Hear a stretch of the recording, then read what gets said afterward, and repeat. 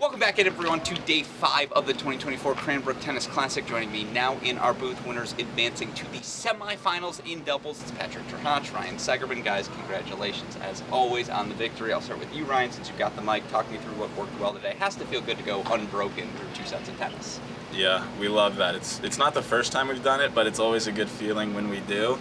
I will say, I think that team was one of the best in this field, just 2 really, really great singles players, but just overall great tennis players. And it was a puzzle. I'm glad we were able to get out of it because that one was not easy. We had to serve well. We pieced together some good return games, and Pat came up with a lot of good shots when we needed them. Yeah, Pat, how did it feel to have to carry this guy who's obviously not having a good week, still alive? What is it? That's your 6th win or something crazy like that on the week overall? Yeah, that's 6. What was it? What did you see on your end today? Yeah, I mean, it hasn't been the first time I've carried this guy, so I'm getting used to it. But I mean, I have my days, he has his days too, so. But overall, I thought we played well. Those guys were tough. The Pullmans served really well, and Shimizu was just really unpredictable, running to the net, sometimes just blitzing, and then he hit some good returns, good volleys as well. So I thought we just stayed tough, and yeah.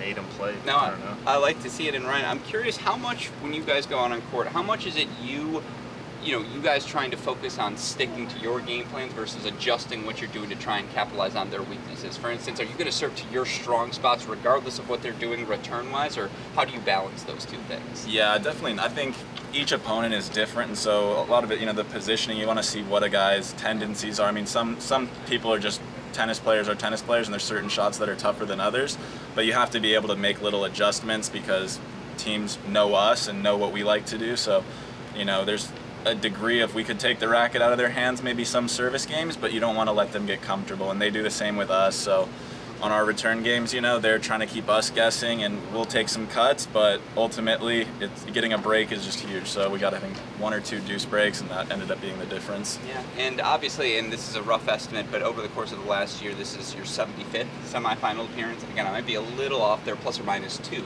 But I'll start with you, Pat. That consistency, week in, week out, in no-ad doubles, where the margins are as thin as maybe any sport we have in the globe, why is it that you guys are able to keep putting forward these semifinal results? What is it about this pairing? I don't know. I don't know. Seg's a big server. I feel like my serve's kind of decent, and we just play big tennis, and I'm not really too sure, to be honest with you. All right, fair enough. For a team, I think a lot of it, once we get going in a week, I think that builds. The first round for us, we started out really good, obviously playing together, but there's been several weeks where that first round is our shakiest.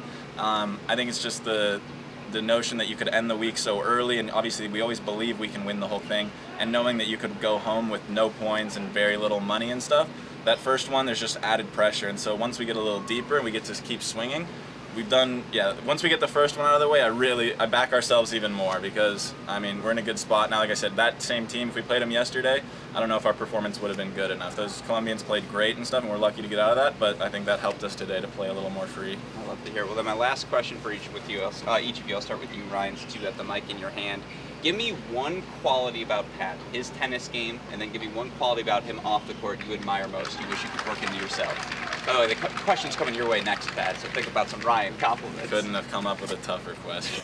I'll give you a long list of the opposite. Now, obviously, as far as tennis-wise, he's great at bouncing back, staying positive. Obviously, in a doubles thing, you want to be able to, keep your partner locked in and stuff, and he's the least, making me feel bad. I've played with some guys in the past where it's there's almost you feel a sense of guilt after missing shots and stuff. He's very good at out the window, we stay looking ahead, we trust each other and trust our shots, so that's a big thing. And off the court, I would say, I don't know, favorite, or was it just one good quality? Give me one good quality. One good quality?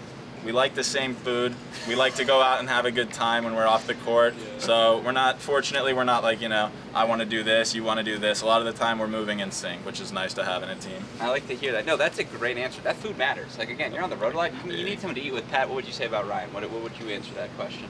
Yeah, on the court, I would say, and off the court, he's really competitive. So it just makes it easy to play with him.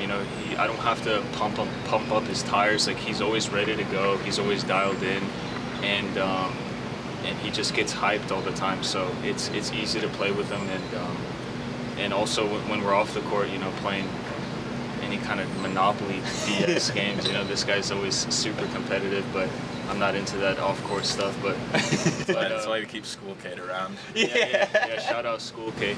But off the court, I mean, Seg's a funny dude. If you get to know him, I mean, he likes to joke around. He likes to talk trash, and yeah. No, it's been why we've had such joy covering you guys this week and getting the chance to chat with you. And again, it's a tradition we hopefully will get to keep on rolling into tomorrow through to the semifinals. Gentlemen, congratulations on a job well done today. Appreciate it.